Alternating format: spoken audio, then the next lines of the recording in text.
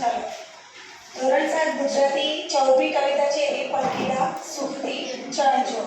તો અહીંયા દરેક કવિતા પાઠમાં જેમ કહ્યું એ પ્રમાણે કવિનું નામ આપણને ખબર હોવી જોઈએ. અહીંયા કલાપી એમનું ઉપનામ છે, એમનું સાચું નામ છે સુરસિંહજી તખ્તસિંહજી ગોહિલ. તો કદાચ 1 માર્ક્સમાં તમને પ્રશ્ન પૂછાઈ શકે કે સુરસિંહજી તખ્તસિંહજી ગોહિલનું ઉપનામ શું છે, ઓપ્શન આપેલા હોય બરાબર. તો આપણને ખબર હોવી જોઈએ કે કલાપી, અથવા તો જોડકા આપેલા હોય પાઠના નામ અને સામે લેખકના નામ હોય, કવિના નામ હોય, તો એમાં કલાપી લખેલું હોય તો તમે તૈયાર કર્યું હોય કે સુરસિંહજી બરાબર. તો આપણને ખબર હોવી જોઈએ કે બંને એમના નામ છે. કાવ્યનો પ્રકાર કયો પ્રકાર છે? પૂર્વી કાવ્ય બરાબર, એ આપણે ધ્યાન રાખીશું.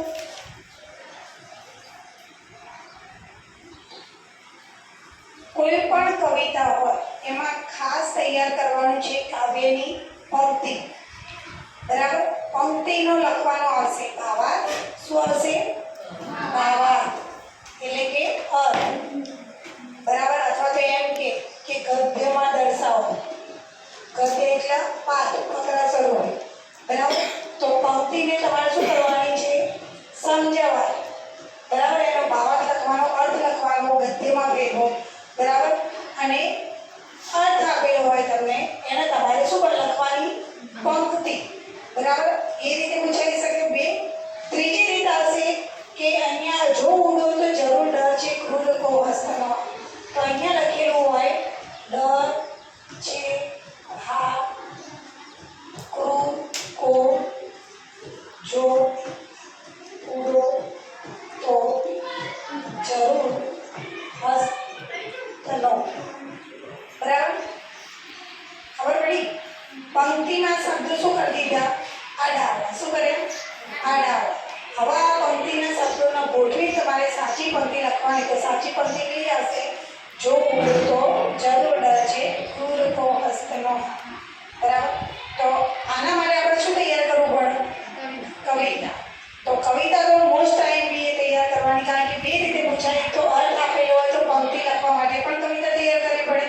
આ ઉપરાંત આડાવડા શબ્દો હોય તો પણ તમારે પંક્તિ આવડવી જોઈએ. તો કવિતા તૈયાર કરી દેવાની, એનો ભાવાર્થ આપણે જાતે લખી શકીએ સમજ્યા હોય તો બરાબર. જાતે વાક્ય બનાવી દેવાના. શબ્દાર્થ એઝ યુઝ્યુઅલ બધાના તૈયાર કરવાના. વાતચીત પણ આપી છે.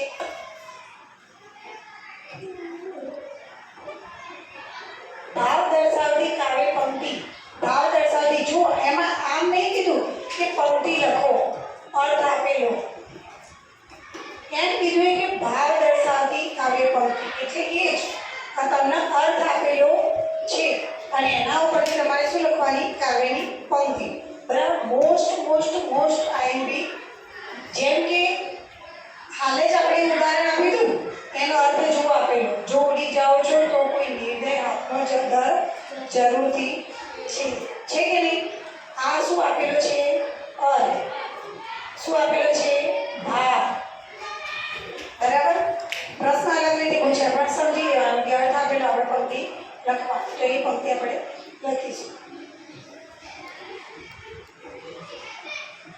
અહીંયા પઠન કરવાનું કહે છે પણ ટૂંકમાં તમે આ પંક્તિને સમજાવવાનું પૂછાઈ શકે બરાબર. એટલે એ તો આખી કવિતા જેને બીજું કરેલું બરાબર. પંક્તિમાંથી વાક્ય બનાવો. આવી ગયું?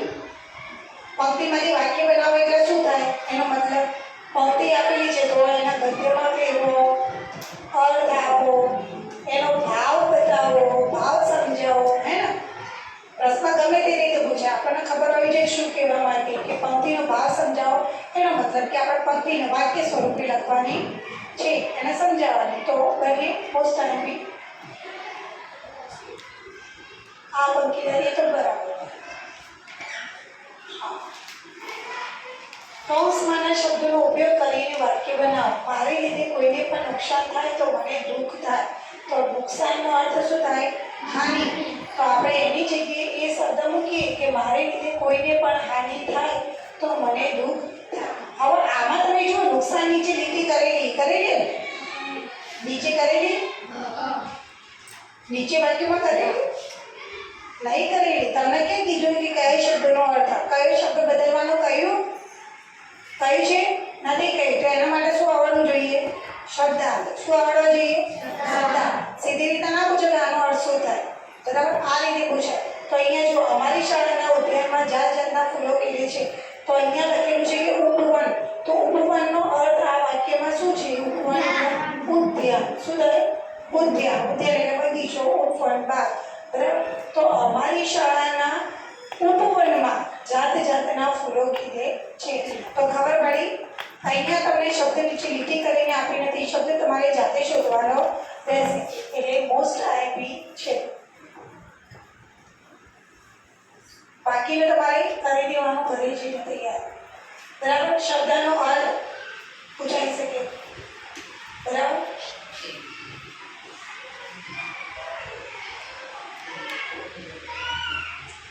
અર્થભેદની નોંધ કરો. હા, પૂછાઈ શકે. વન તો એનો અર્થ શું થાય? ઉપવન. ઉપવન એટલે શું થાય? હાલ જ આપણે જોયું બગીચો. તો વન એટલે શું થાય? હા, જંગલ. વન એટલે જંગલ, ઉપવન એટલે બગીચો. મોસ્ટ આઈમ્પી ગ્રામ, બરાબર? શબ્દોના અર્થ તૈયાર કરી દેવા. આવી કેવી છે ને, પેલી એક પંક્તિ સમજાવવાની હતી કે તમને બે પંક્તિ સમજાવવાની કે જ્યારે આવી બે પંક્તિ સમજાવવાની હશે ને ત્યારે તમારે કેટલા માર્ક્સનું હશે? 3 માર્ક્સ, 4 માર્ક્સ, બરાબર? એ રીતે પૂછાય, બરાબર? ઓકે. અને નથી આપેલું તો કંઈ વાંધો નહીં, વિચાર વિસ્તાર તરીકે પંક્તિ પૂછાઈ શકે. વિચાર વિસ્તાર, બરાબર? 3 માર્ક્સમાં, 4 માર્ક્સમાં, 5 માર્ક્સ સુધીમાં પૂછાય. આ ફક્ત બે પંક્તિ તમારે સમજાવવાની. તો જ્યારે 3 માર્ક્સમાં કે 5 માર્ક્સમાં પૂછે એટલે આપણે થોડું મોટું લખીશું કે આ પંક્તિમાં કવિનું નામ યાદ આવે તો સૌથી શ્રેષ્ઠ. આ પંક્તિમાં કવિ કલાપી એમ કહેવા માંગે છે, બરાબર? પછી ચાલુ કરવાનું, બરાબર? જે તમે અર્થ સમજાવવા માંગો છો એ. અને ઓછામાં ઓછા 3 માર્ક્સ હોય તો 3 માર્ક્સ હોય તો આપણે કેટલા વાક્ય લખીશું? 6 થી 7. બસ એ ફોર્મ્યુલા પ્રમાણે આપણે વિચાર વિસ્તાર કરીશું.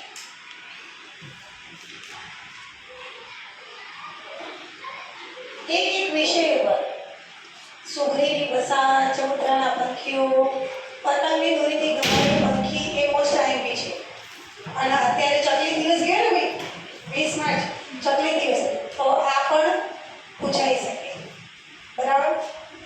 આ જે વિષય છે 10 થી 15 વાક્યનો નિબંધમાં તમને પૂછાઈ શકે છે. તો કંઈ નહીં, એના વિશે આપણે ચર્ચા વિસ્તારથી લખીશું. પ્રશ્નના જવાબ તો કવિતાના આવવાના છે, મોસ્ટ આઈમ્પી, બરાબર?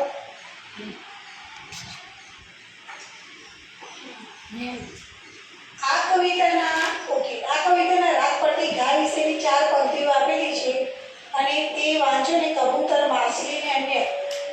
ઓકે, પ્રશ્ન ચોપડીમાં આપેલો નથી, બરાબર? પણ આપેલો છે. ઓકે, આપણે કવિતા બનાવો પૂછાશે જ. પૂછાય, 8મામાં પૂછાય, 7મામાં પણ પૂછાય. કાવ્ય પંક્તિ બનાવો. એમાં શું હશે કે તમને આવી રીતે નમૂના રૂપે પંક્તિ આપેલી હશે. તમારો મગજ વાપરી અને કોઈ પણ એક શબ્દ આપેલો છે એના ઉપરથી પંક્તિ બનાવવાની હશે. અથવા તો કંઈ તમારે એના અંદર આગળ વધારો, કવિતા આગળ વધારો, એ રીતે પણ પૂછાય. તો કાવ્ય પંક્તિ બનાવવા માટે તો આપણે આપણા મગજથી જ વિચારીને લખવાનું રહેશે. એ કશું તૈયાર કરવાનો વિષય નથી. એ તમે બનાવતા જાઓ એમ તમને આવડે, બરાબર? તો અહીંયા આના ઉપરથી તમને મારું પ્રિય પક્ષી, જો હું પક્ષી હોઉં તો, જો હું ચકલી હોઉં તો, આવા નિબંધ પૂછાઈ શકે છે. તો આપણે પક્ષી વિશે થોડું જાણી લઈશું અને તૈયાર કરીશું.